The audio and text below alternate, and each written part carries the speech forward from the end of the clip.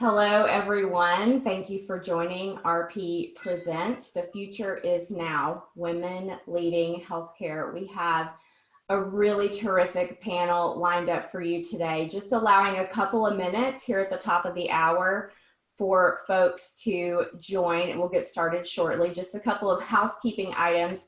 You are entering the webinar today in a muted status. You'll remain on mute throughout the duration of the call.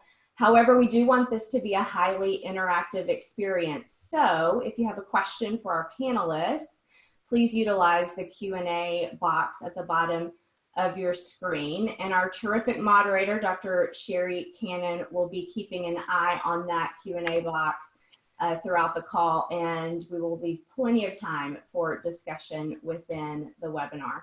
The session is being recorded and will be available for replay on radpartners.com. So you can look for that if you miss the beginning or the end. And we're just going to give it another 30 or 45 seconds for folks to continue to join. If you're just joining us, thank you so much for joining RP Presents. The Future is Now, Women Leading Healthcare. We have a terrific panel lined up for you today. We're really excited to get started in just a moment, just allowing folks to join the webinar. A couple of housekeeping items before we get started. You are joining the webinar in a muted status. You'll remain on mute throughout the duration of the call. However, we do want this to be an interactive experience. So if you have questions for our panelists, please use the Q&A button at the bottom of your screen. The session is being recorded and will be available for replay on radpartners.com. So I see that we've got folks beginning to dial in. We have a lot to get to tonight, so we don't want to waste another moment. I'm going to pass the mic over to our moderator, Dr. Cheri Canon, who is a professor and the chair of radiology at the University of Alabama at Birmingham School of Medicine. Dr. Canon, please take it away. Thank you so much, and hello and welcome and happy National Women's Physician Day and happy birthday, Dr. Blackwell. I would really want to thank Dr. Rich Heller for inviting me to moderate this panel. I have been looking forward to this, and I think it's going to be a real treat. Also, thank you to Radiology Partners for hosting. With that, I'm going to share my screen to kick this off. So this is our title tonight, The Future is Now, Women Leading Healthcare. And again, this is to recognize today as being National Women Physicians Day, February 3rd. This was actually created not so long ago in 2016 by Dr. Hala Sabri, who stated that women are still facing gender inequity in the medical field despite so many years of training at a professional level. Furthermore, physicians are often trained not to ask for help or self-promote, but if we want to be respected, we have to raise awareness of the issues we are facing, and we have to celebrate one another. So that's why we're here, to celebrate one another. So when is gender parity? Well, according to our work so far in radiology, we'll achieve gender parity roughly in 2066. An academic medicine salary gap, what about parity there? Maybe 2059. And if we looked at the World Economic Forum for their gender gap index that is produced every year, gender equality will be achieved in the United States in roughly 2120. So we have a lot of work to do. Moreover, we know there is a pay gap. And in fact, recently at a board meeting, one of my female colleagues who came in was at a table of mostly men. And one of the men commented, another dollar, another day, another dollar. And she said, another day, another 75 cents. It created some uncomfortable laughter in the room, but it's something we must address. But we're also going to celebrate the birthday of Elizabeth Blackwell. She was the first woman to receive a medical degree in the United States. She wanted to go into medicine because a dying friend on her deathbed made the statement that she would have been better treated by a female physician. She was unable to get into medical schools until finally to Geneva College in rural New York. Supposedly her acceptance letter was a practical joke. She wasn't treated as an equal, as you might expect, but no joke when she gained the respect when she graduated first in her class. She and her sister, Emily, went on to open the New York Infirmary for Women, which was staffed by all women. So today we celebrate her. I also want to share another individual in medicine that some of you may not know about, Dr. Melson Barfield Carter. Dr. Barfield Carter was an Alabama native. She was the first woman to attend Tulane Medical School and went to the Harvard system and Mass General Hospital for her radiology residency. She then returned to Alabama as the first chair of radiology in the early 1940s. She was accepted at the Harvard residency training program because they thought she was a man because of her androgynous first name, Melson. And when she showed up for her residency training, they were quite surprised, put her in the nursing dorms, and from there forward, they required on-site interviews for their residencies. So we share these great accomplishments, or first. I'm hoping one day, though, we don't have just first, that we're all equal. So today we have a remarkable panel, and I want to take a few moments to introduce these amazing women to you. First of all, we have Anita Blanchard from the University of Chicago Medicine. She's the Associate Dean for Graduate Medical Education. She's a professor of Obstetrics and Gynecology, and she's also on the Board of Directors for the American Board of Obstetrics and Gynecology and serves on the RRC of the ACGME OBGYN residency training programs. She is actually a founding member of the Society for Academic Specialists in General OBGYN. Next, we have Dr. Barbara Hamilton. She's an interventional radiologist at Radiology Partners, the Chief of Interventional Radiology and Chair of Radiology at the Desert Regional Medical Center in Palm Springs. She is a coach and she is an author. Her book, Saves Lives, Enjoy Your Own, Finding Your Place in Medicine. Then we have Dr. Mary Mahoney. Dr. Mahoney is the Benjamin Endowed Chair and Professor of Radiology at the University of Cincinnati College of Medicine. She is the immediate past chair and current president of the RSNA Board of Directors. She previously served on the American Board of Radiology Board of Governors, and she currently sits on the Board of Chancellors for the American College of Radiology. Unfortunately, Dr. Patel is unable to join us today. In fact, she was called to the front lines of COVID, so we wish her well on those endeavors. So with that, we're going to start our panel. Now we're going to spend roughly 40-45 minutes with some panel questions. Again, we encourage you to submit your own questions, which we will get to eventually. All right, Barbara, why don't we start with you? What has been your greatest personal accomplishment? Thank you so much for having me. And to start off, my greatest accomplishment thus far has been claiming my career.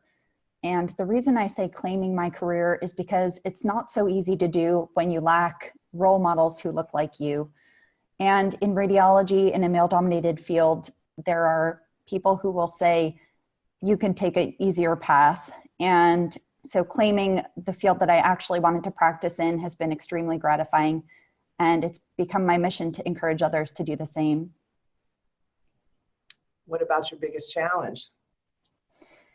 It's been the same. It's been claiming that career in the face of one follows the other sometimes. And I think that's true of a lot of medical fields.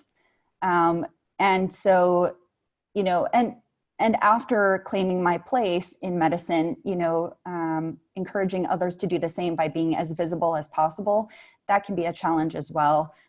So it's not easy for us to speak in front of a large group or, you know, to take the leadership position that we may not fully understand. And those are all the things that I strive to do. And for those of you who don't know, radiology is still male-dominated, roughly about 25% women across the board. But in Barbara's subspecialization in the interventional, the numbers are even significantly more dismal. So, all right, Mary, what would you tell your younger self?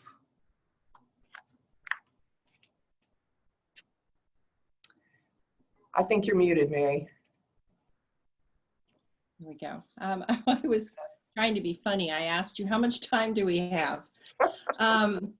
So, you know, I think one of the things about getting older that's good is you become more comfortable with who you are. You've had lots more experiences. You understand yourself more. And I think that this is a period in my life where I feel pretty good about my own thoughts. And I think I could share a lot of things with my younger self. But all right, let me give you two things. One is I would tell my younger self to forget about being perfect.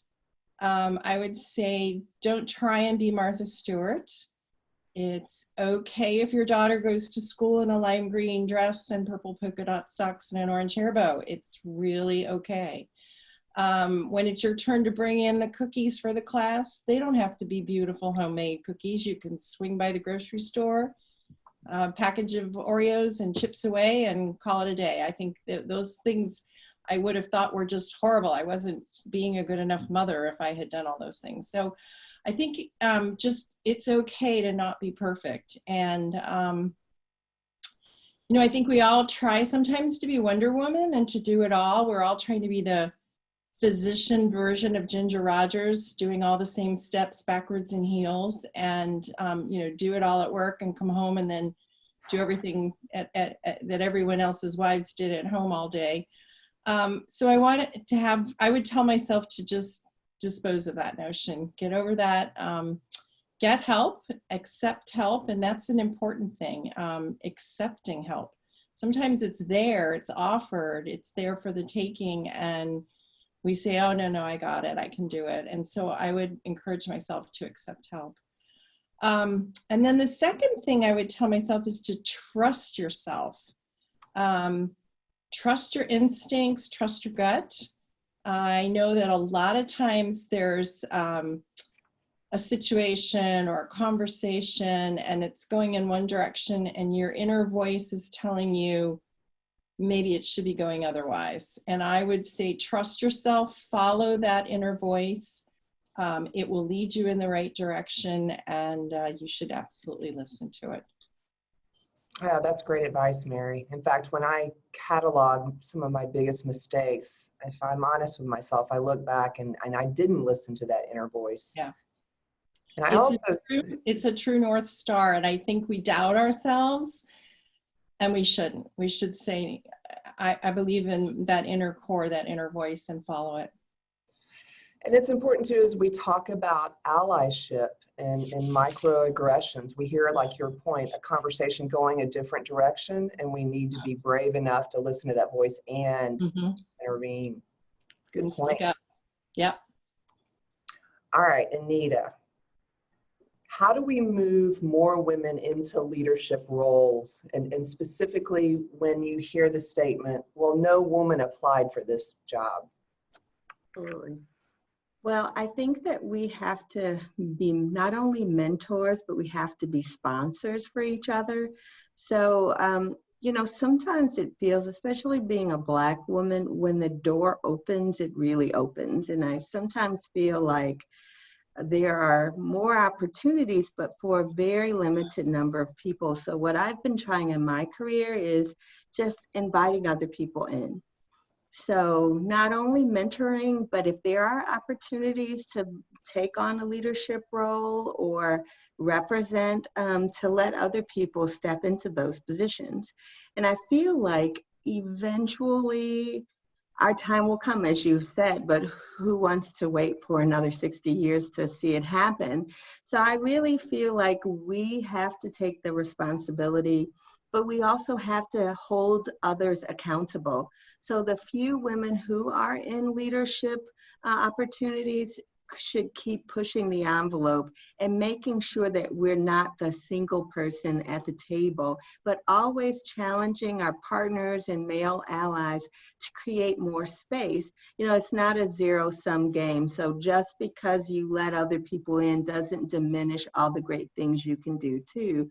So I think just making sure that that message is always clear, and also just making sure people know that there's such benefit of diverse thinking and ideas. So bringing more women into conversations, bringing more women into leadership only improves profitability. That's known in business. And I think certainly in medicine is something that we're beginning to learn as well. All right. So Anita, do you think perhaps with our new vice president that will help us break more glass ceilings? I certainly hope so. And I think it has to, because if nothing else, it makes us feel like this is something that we can achieve. Because I think that sometimes women don't think about applying for positions because they have a defeatist attitude, exactly like Barbara was saying, because there is no one else that looks like them. There is no one to provide that role model. But I think that just having her in the position makes us feel all of us feel excited about the possibilities.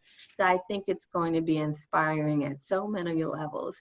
And also she will project excellence, and who can argue with excellence? That's a great point. All right, Mary, pertaining to the advancement of women, if you have one wish, what would it be? One wish to advance women. Okay. I would ask that women gracefully, this is a little bit of a follow-up to my last question, gracefully embrace confidence. I want women to believe in themselves. I want them to be confident in their abilities. I want them to listen to that inner voice and be empowered from within.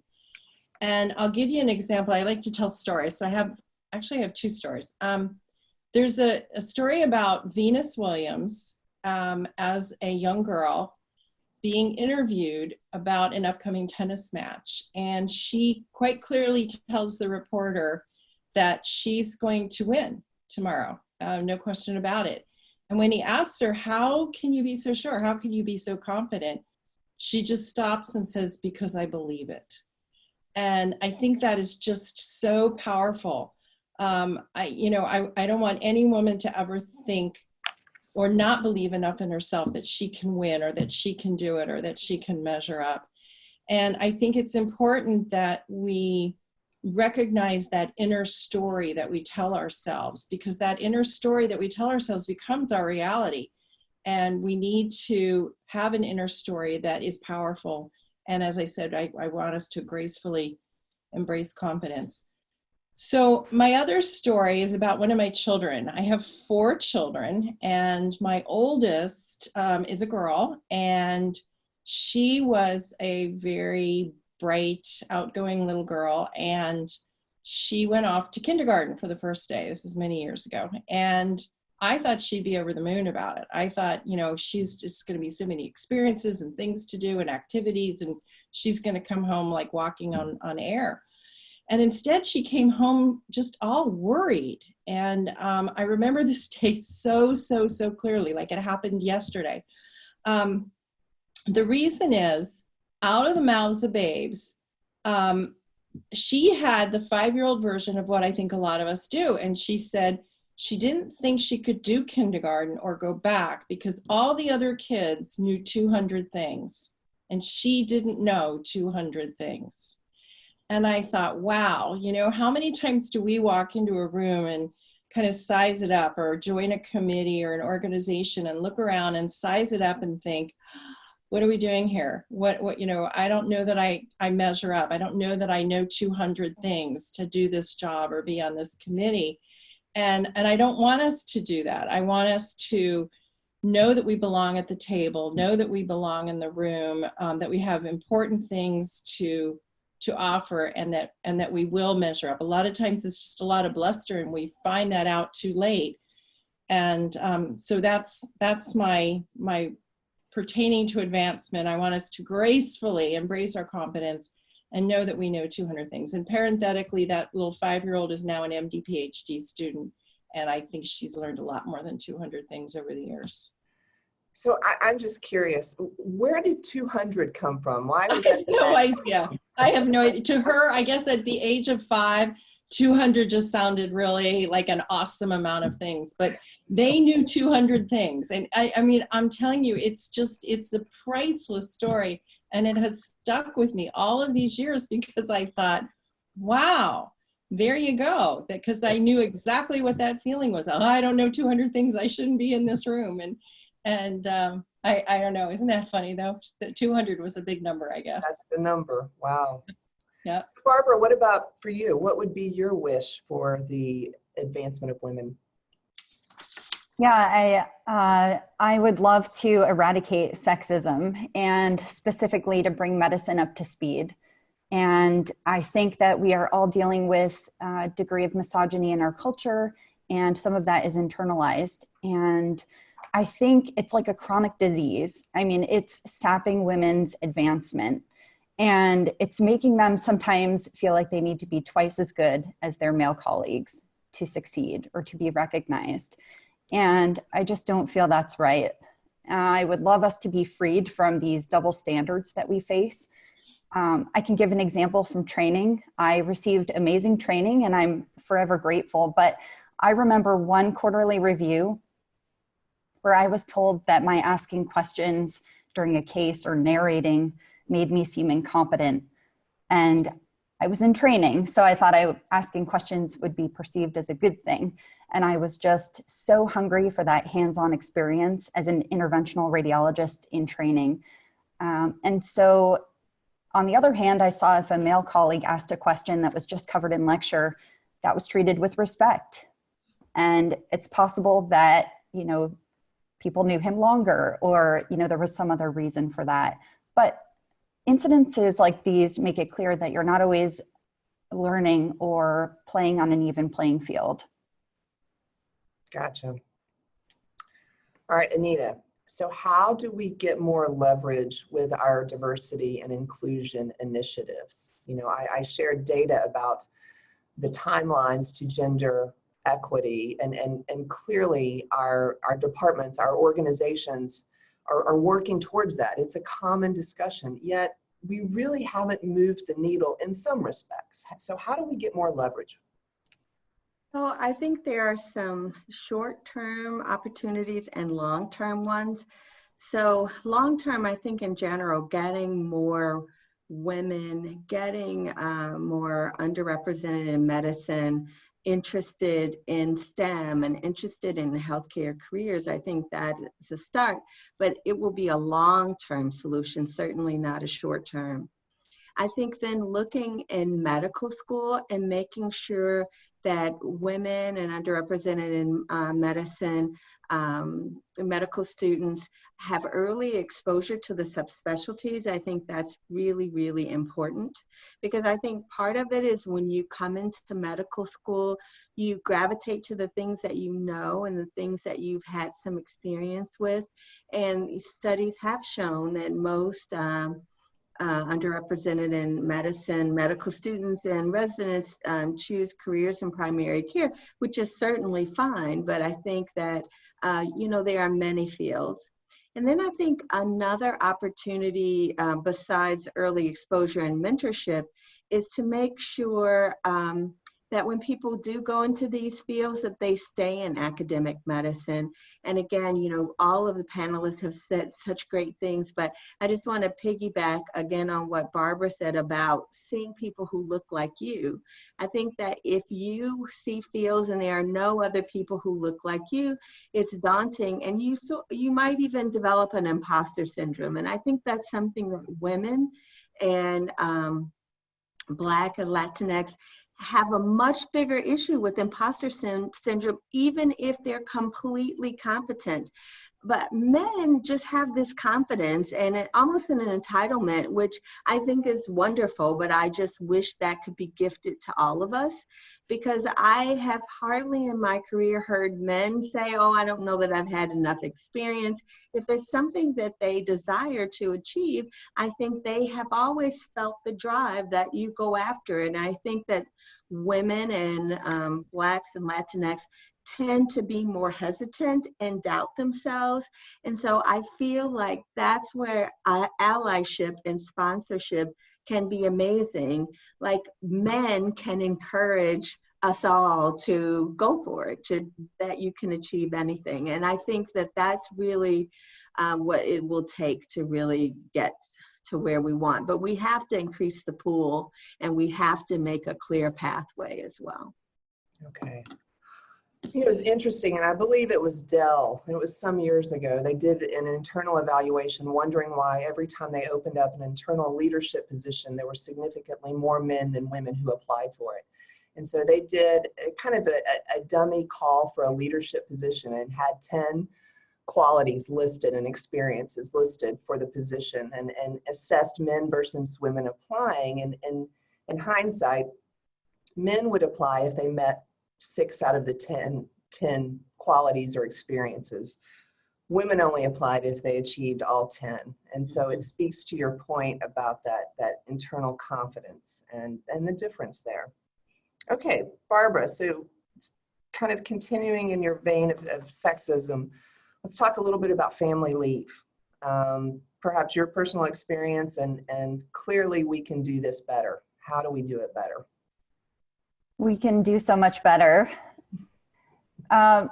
So I think, first of all, there's a lack of awareness about how difficult this is to navigate. So as somebody is embarking on parenthood, I mean, they basically have to reinvent this wheel of like how it'll work for someone to replace them at work, or how they'll replace their income, and, you know, all the mechanics of all of those things, in addition to childcare. So I think there are so many ways people can fall through the cracks here.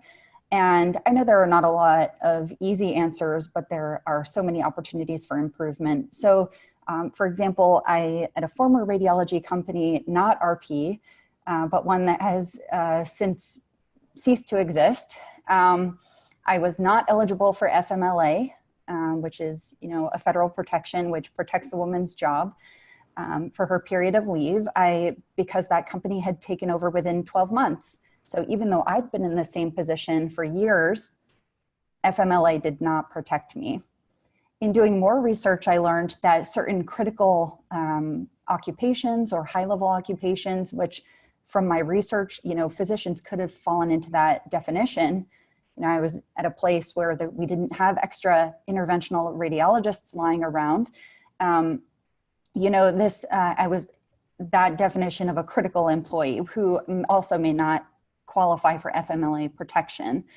Beyond that, I think, you know, something that I just published on my blog today, and, you know, is the concept of short-term disability insurance. I did not realize that before I became pregnant, I had a planned pregnancy, that I should be applying, or that I should secure short-term disability insurance to replace my income.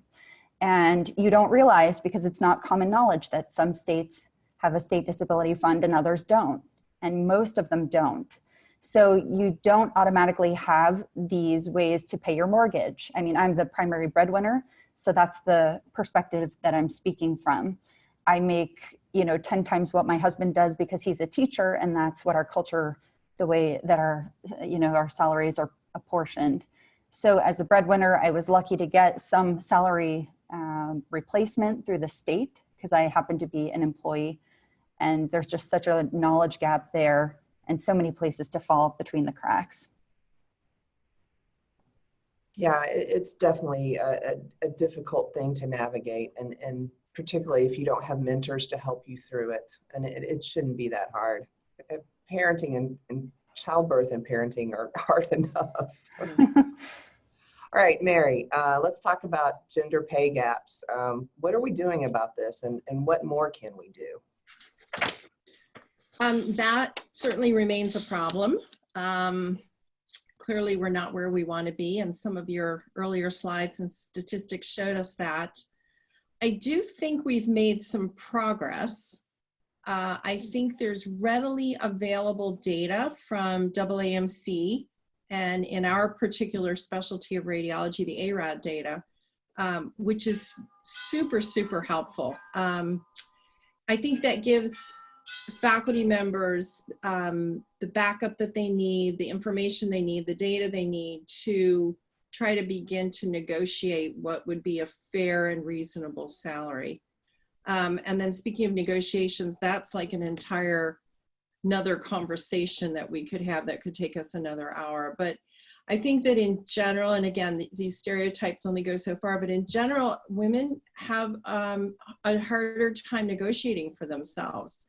And so having this data to say, this is the benchmark that at least I should be in this ballpark is helpful. And I think it has corrected some very egregious pay gaps that have gone on in the past.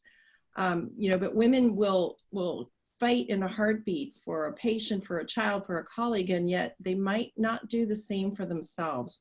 So I think negotiating skills is something that we all need to work on. But in my own department, the way I have structured it, and it is by no means perfect, but the way I've structured it is that there is a base pay that is dependent upon your rank. So assistant, associate, full professor. And then in addition to that, there is an incentive portion that's based on very clearly stated metrics. And those are primarily along the lines of teaching and academic output, scholarly output. So it matters not what gender you are, because the metrics are there, they're the same, they apply to everyone, and there's no real back and forth as far as what your salary should be. But as fair as that sounds, it has not escaped my notice that the metrics that lead to promotion and the incentive metrics related to teaching, publications, that sort of thing, are not equally available to all of my faculty. So if you're a woman, you're taking on greater burdens in the home life, or you're taking time off, or you're working part-time because you have small children, you're not going to rise in the promotion ladder as fast. You're not going to write as many papers and grants.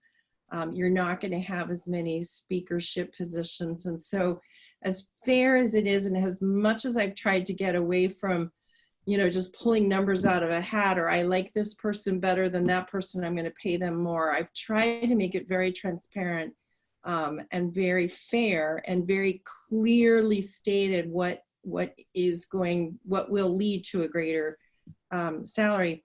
I still recognize that it's not equally available to all people, but I think we've made some progress. I don't claim to have all the answers, but I think it's better than it was. Agreed. All right, Barbara, back to you. What's the one thing that has held you back on your professional journey? As far as I've come so far, fear of what other people would think has held me back. And it sounds so simple, and you would think that somebody who's been through medical school might be beyond that. But I think as women, we're just subject to a lot of other people's judgments, and we're judged more harshly, like for negotiating or for advocating for ourselves, like we've touched on. It's really hard when you're entering this hierarchical world, and you may not necessarily feel like you fit in. You may not feel like you're good enough. I know I attended some competitive training programs, so it's like, it's almost by design that you don't feel good enough. It's just, there's a different shade when you're the only woman in the room. So I'm really lucky that along the way, some encouraging voices stepped in and said, you can in fact do what you'd like to do, and you are good enough to do that path that you have your eye on. So over time, I think it's become easier as an attending. Of course, it's so much easier when you're higher on the ladder. And of course, I'm outside of academics, so I'm immune to that whole hierarchy, which is a separate hierarchy, I think. And I've come to realize I'm more than good enough to do the job. Like, I can excel at my job, and not in spite of who I am, but in part because of who I am. Like, I found that parenting has actually made me a better physician. It's made me more organized. It's made me manage my time better. And I found a place where I fit in. And so that's why I've made it part of my mission to encourage other people to find their place as well. So perhaps we listen less to those critical external voices and maybe also to our critical internal voice, both. Absolutely. All right, Anita, kind of on the same vein, what would you like to be your biggest do-over? Well, you know, I think learning to get help with managing things earlier and not feeling guilty about it. So I actually have 5 kids, and it's interesting because as an OBGYN, I had a lot of jokes about having 5 kids, of course, but I remember feeling exactly as Mary said, like I had to like bake the cookies and make a hot meal for potluck. And when I finally just realized you can have everything, but you need help, it was just an eye-opening moment. So, you know, I had a really old-fashioned mom who said, you know, as a wife and mom, you need to, you know, clean your own kitchen and do all these things, but also hold a job. And I remember for years I hired a housekeeper, and I would never tell my mom because I just felt guilty about it, which seems silly because if you have less time, who wants to spend it cleaning your bathroom toilet? I mean, certainly I can do it, but if someone else is willing to do it as a career choice, then why not get the assistance that you need? So I feel like, you know, that's the challenge that I think is getting better, but we value ourselves by very old-fashioned standards. Like my kids range in age from 28 to 12, and my 12-year-old was like, Mommy, I just wish you could be a room mom. And I thought, wow, you know, I've achieved a lot of stuff, but wow, I am not sure I'll ever be a room mom, you know, and so just trying to figure it out, but also be able to explain to her why, you know, that's really wonderful, but maybe other people have other, you know, bring your kids to work so they actually see what you do.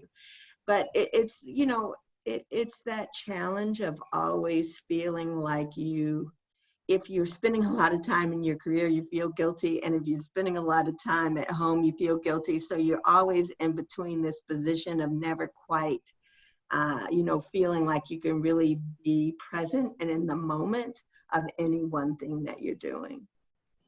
Oh, that is so true. Well, why don't we kind of take that theme a little bit further, Anita? Talk then about the other side. Do you think there's such thing as the motherhood penalty within academics? You know, you chose to have a very large family. Did that negatively impact you? Well, lucky for me that I was not on a strict tenure track, so I think it has made it easier. And so I think that I think academic medicine is trying to make it easier. Those who are on a research tenure track can, you know, stop the clock, and I think that makes it a little bit easier as well. But here's where I think we still lag behind. Being really organized, having great administrative skills, being wonderful clinically, or even being a great teacher, those are not as much promotion pathways as the traditional form of scholarship of publishing papers and getting research grants. So I think that we still have a ways to go, but I think it's definitely much better than when I started my career. I think that there are now, you know, more pathways to scholarship that can lead to promotion.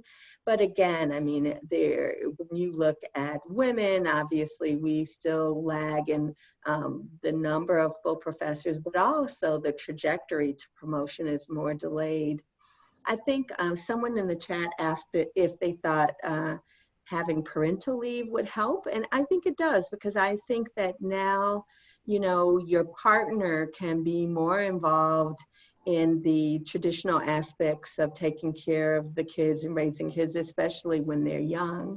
I was really lucky. My mother retired. She was a teacher and she retired when I became a OBGYN. So it was just like having the village raising my kids. And I really thank her for that, because I think that really made a difference for me. But I would say get help when you can, however you can, from your partner, from family, from friends. And a group of professional women in my neighborhood, we helped each other. I didn't mind cooking, so I'd make dinner every Sunday. One of my girlfriends would take all the girls to ballet on Saturday. And we just really formed a village and a community to make things happen. But trying to do it in isolation by yourself never works because you feel frustrated all the time. Oh, good advice. So I'm going to ask one more question, and then we're going to transition to the Q&A session in just a moment, because we have got a lot of great questions that have queued up. But before we move to that, I'm going to ask Mary a final question, because all that we've talked about here, these are not women issues. This is a community issue. And I loved one of the questions in our chat that pointed out, you know, what can men do? So Mary, what advice do you have for our men who are watching right now? Oh, you're muted. You would think after a year of this, we'd have this down. Okay, so I was just looking at the questions, and someone said, are we, not these aren't their words, but basically, are we preaching to the choir? The audience apparently is predominantly female. So for the few men that are out there, or for the women that can carry the message over, I agree completely with you. This is not a women's issue. This is everybody's issue. What we need from our men is our male colleagues. We need strong male champions. We need them to become our supporters, our friends. We need, you know, it isn't a male versus female, but men versus women. We need to elevate everyone. And I'm sure as physicians, we've all had that experience of walking into the room to see a patient with a male trainee, a resident, a medical student, and the patient just instantly locks into the male, the junior colleague in the picture, addresses their questions to them, makes eye contact with them, answers the questions to them, and it's essentially like we're not there. Again, I keep coming back to this. One of the good things about getting older is that it doesn't seem to happen to me as often as it used to. But anyway, we really need the men that we're with to help create institutional cultures where we're all accepted, we're all respected. We know that people, when they're respected, when they're validated, do better, the institutions do better, everything it does better. And I think that when we have more diverse thought and representation, which we have when women are part of the issue, that we will all do better. And again, this isn't a women's issue, it's an issue for all of us. And I want to share a quote with you that I actually found out about from Elizabeth Blackwell. I think this is really telling. Oh, and by the way, you know, I'm from the University of Cincinnati, and I was telling some people earlier, she came to America from England as a child and grew up in Cincinnati before she went to medical school. Oh, so a little, yeah, small world. Anyway, she had this wonderful quote that I loved. I do not wish to give women first place, less still even second place, but the complete freedom to take their true place, whatever it may be. And I just thought that was fabulously insightful for her, and particularly in her position in time. But really, to answer your question more directly, we just need men to be our champions, our supporters, and to not make this a women's issue. That's great.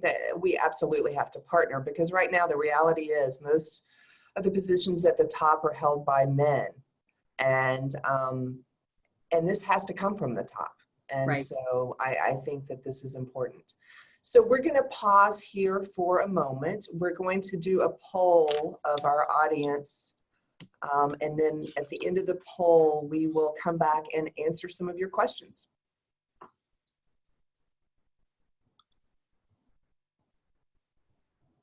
I think we're going to do a poll. There we go.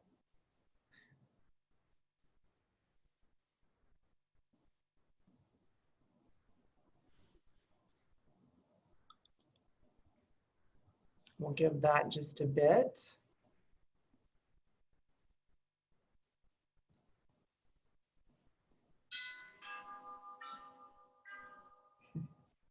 All right, so let's go on to some of the questions. We have so many. So here's a question. How do we counter the unfortunate culture of cutthroat women or women cutting other women down? And how can we shed light that there is actually space at the table for all? Anybody want to take that one? All right, Anita. Sure. You know, I think that we are actually trained to think this way because when you look around the table, there's always the one token person. So I feel like, luckily I haven't had that happen to me very often, but when I do feel that way, I feel like it may come from a point of insecurity. So just trying to be open and understand where this point of view was coming from. And it's partly just reassuring because I think we are all trained that there can only be one woman or one of whatever at the table. So if you're there, then there's not space for them. And so just making sure that people know that this is not about a competition and it's about creating space and opportunity for everyone, I think is the best way to approach it. And the other thing I think is, you know, sometimes we can't change other people. We can only change how we react and reframe those circumstances. So I think just not taking it personally and knowing that it comes from some part of insecurity and not anything directly manifested about you or against you is probably the best way because, you know, unfortunately, I think that there will come a time where people will feel comfortable in these roles together. Until we get there, I think that we have to make allowances and make room that, you know, some people are just not going to have the same perspective. And I think that applies to men and women. I love that. Assume positive intent. Mary. I completely agree. I think that there's a lot more that's made out of this issue than really truly exists. I think that for the number of women who might be more cutthroat and competitive, there are many, many more that are part of the sisterhood. And I always try to remember a rising tide raises all boats. And so what's good for me is good for everyone. And we should really endeavor to try to keep that in mind. I think it's not nearly as much of a problem. It certainly exists, but I think it's more talked about than actually occurs. And I think it's also the framing too, because when men are aggressive, they're applauded for it. But if a woman is aggressive, there's a problem with it. So I think it's also just a reframing in the way we think about character traits that we attribute by gender. So I think that also, I agree. I think we make more of an issue of that than it is. Like, I think there's always room for healthy competition. So why can't women be competitive too? I hardly ever hear them say men are cutthroat. I mean, we always attribute that to other women, but not to men who are as competitive or aggressive. I always remember that story about Janet Yellen in her old job appearing in front of the Congress for the first time, and all the conversation on the news was about what she wore. And you thought, oh my gosh, did anyone ever care what color tie the guy before her had on? But there was all sorts of discussion about her clothing. So I think we do end up putting ourselves under more of a microscope than is really appropriate. Okay, Mary, that is a perfect segue to this question that I was debating whether to ask, but I'm going to ask it. Do you have any comments, and I'm opening this to the group, on the controversy about the article in the Surgical Journal about women in bathing suits being unprofessional? Hashtag Med Bikini Controversy. And I don't know if any of you are aware of this. There was a huge uproar on social media, and it erupted on Instagram, on Twitter, and I was front seat to all of that. In response to that, I wanted to think about it a little bit myself rather than regurgitate everything that was happening in the conversation around me. But I did write about this on my blog. And certainly, the fact that the article was authored by a predominantly male cast of characters, there was, I think, one female in a junior role on the list of authors, and you know, you could just imagine what the dynamics there must have been. She may not have felt at liberty to speak up if she realized that this might be seen as, biased. But I'm glad that the article was retracted. And I think that the response really showed that we are moving in the right direction, but a lot of these stodgy old ideas really they persist. And so, I mean, maybe it's a reality check for some people who thought we were further along in gender equity than we are, because we're not. I think to the men who wrote in the chat, what can we do? This is exactly what you can do, like be an upstander. So I think the hard part is like when these conversations and when this crazy stuff starts happening, if there was someone in the room willing to speak up and say, hey, like we really can't do this, I think that could go a long way. So I actually think that men who are sympathetic and want to support women, you are incredibly powerful because you're in the room sometimes when we're not. So being an upstander for us will just really move us forward together. And to what men can do, I mean, you don't always have to be that person who initiates the awkward moment where it's like you have to call someone out. You can be an upstander in the smallest ways every day. I had a colleague with me. He would just tell me what a great job I was doing. We would go for tea together in the afternoon. I joked he was my work husband. I mean, this is the kind of support that we need at work. And honestly, it helped my career to flourish. Next door, I had the chair of the department who I just took over for. And he was the one who gave me a call as I was preparing to return from maternity leave. And it was pretty clear I had been leading my section anyway. And he said at that, I was surprised at the timing, but he said, will you lead the section? And these are the men who I look to as great examples of this. That's great. So here's a challenging one. How does the issue of female equality relate to the transgender community? And again, this brings up, the issues of intersectionality and how what's the link here, and how can we support? I just finished the book Hood Feminism, and that was suggested by, I think it was the reading group at Brown on Twitter. So kudos to them. Fantastic book. And it was scathing of white feminism. And it just really made me examine what I can do better as a white feminist to move these issues forward, because there's so much work to be done. So I definitely recommend that read. Yeah, awareness is clearly the first step with this. So do you think Dr. Blackwell would be happy or disappointed to see where women are today?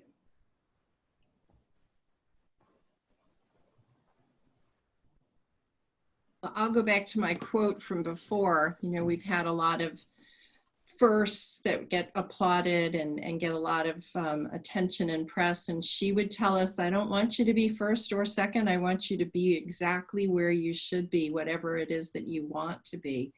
I think we're getting there, but I think she'd be proud of a lot of the, just the fact that half of the women, half of the medical students are women now, and she had to get in on a joke, to get into medical school. So I think there are things like that she'd be totally thrilled with how it has changed and improved.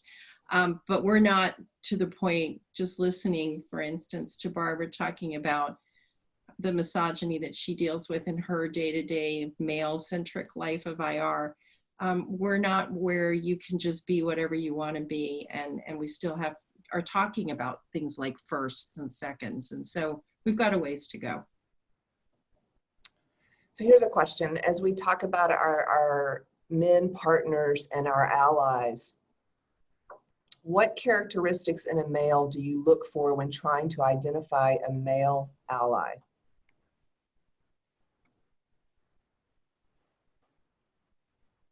I think a lot of times they find you, and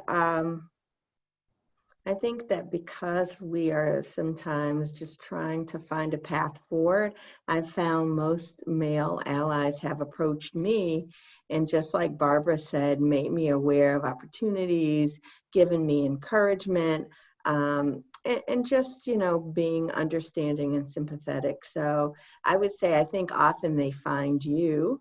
But if you are looking for one, I think go to someone who you trust and who seems supportive, but is in a position that can be helpful to you too. Because I think sometimes there are people who are great potential allies, but they are also in a position that's also junior, so may not have the capacity to truly help. I think that's a good point. All right, how about this question? Because I know you have all experienced this. How do you respond to, you have opportunities because you're female and they want to increase diversity? We've all heard that one. So I know it's the person interesting. this is coming from, and that's, if she's ever heard that, then that person didn't know who they were talking to. Teresa Caridi. Exactly. Please. I wasn't going to mention her name because she's on my faculty, but yeah.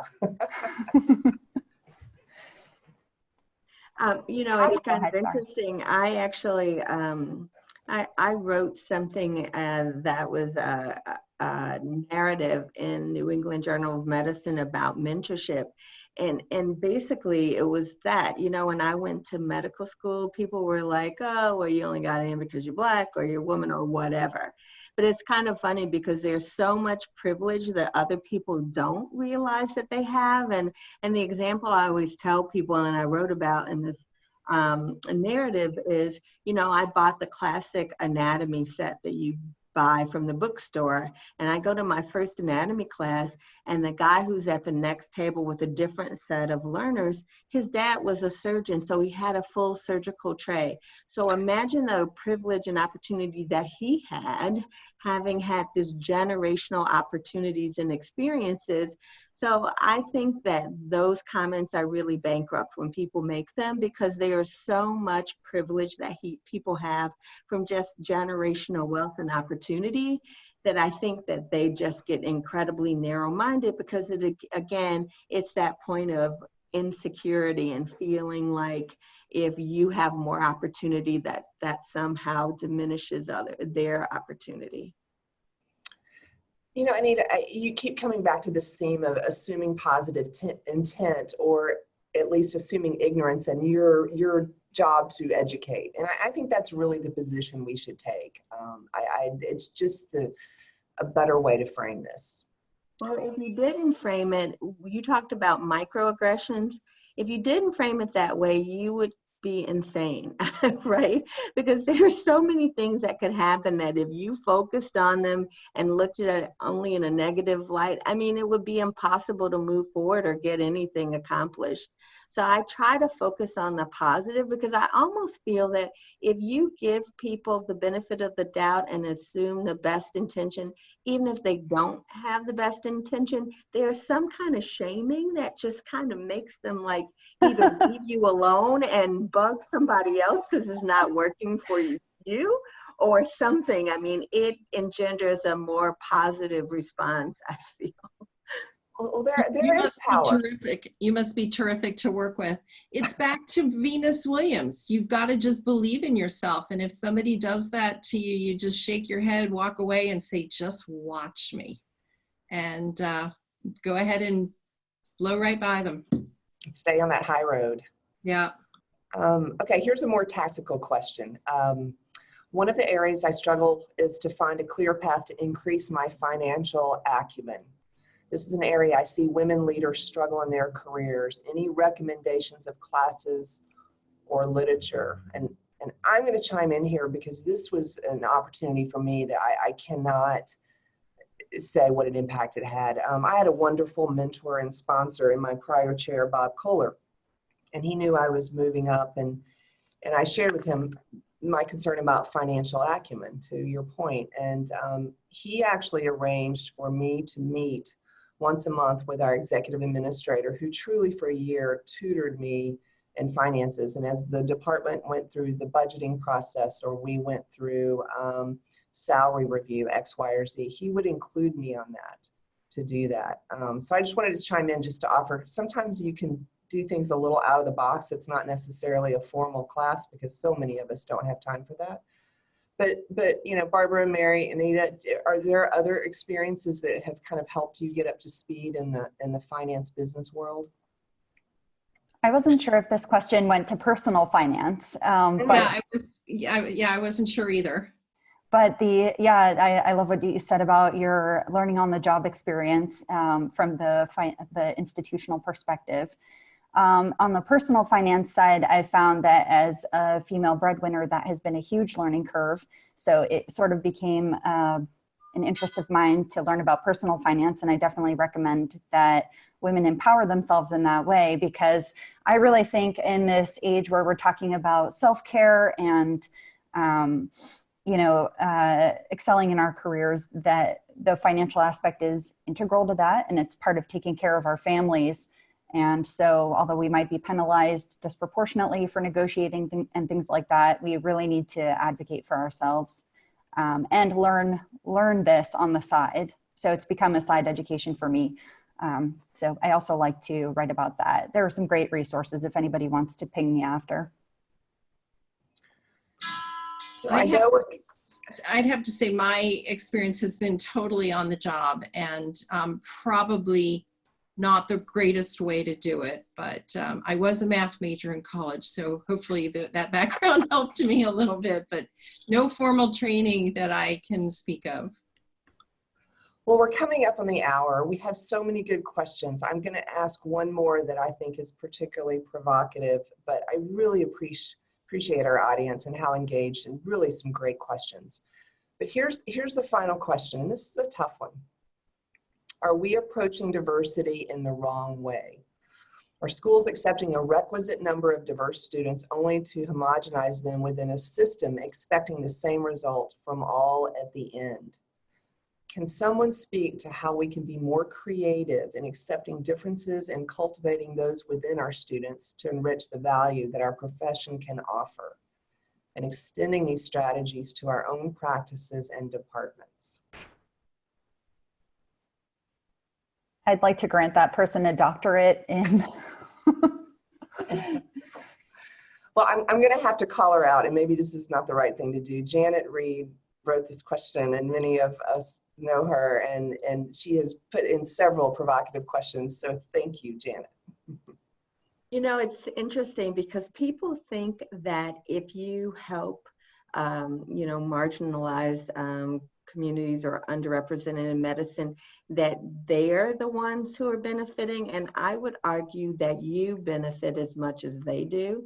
So looking at things from that perspective, I think there have been studies that have shown that if you have a diverse workforce, patients benefit. They, if there's language concordance, there's better compliance. Sometimes if there's other concordance factors, people feel like their visits are longer and that there's more understanding. So I think the benefit of diverse teams really helps all of us, including all the people who are of the majority, because you learn a different way and a different perspective. And I think that what annoys me is it feels like I'm easing the guilt of the privileged, and it's like, wait a second, and sometimes that can be really, really overwhelming, especially with all of the, social injustice and the racial unrest that happened with the murder of George Floyd. I can't tell you how many of my white friends with the best intention call me and ask me, how am I doing? And I'm like, well, how are you doing? It's the problem of your group, not mine. Yes. So true.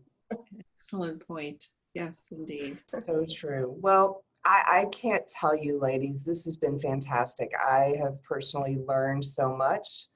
To all of those listening, thank you. To trainees who are listening, our advice to you is, look, there are people here that look like you, and you have chosen a fantastic field, and it's hard, but it's really good. And I am really optimistic at the direction we are going in medicine. And I am convinced that we all know at least 200 things. And I think we're in good hands. So with that, I'm going to say good night. I'm going to say thank you. And just personally, I am easy to find on Twitter and at my department's website. My email is there, ccanon@uabmc.edu. So I'm happy to follow up with any of these conversations with you. So be well and be healthy. And thank you, ladies. Well done, Cheri. Thanks. Thank you so much. Good night. Good night.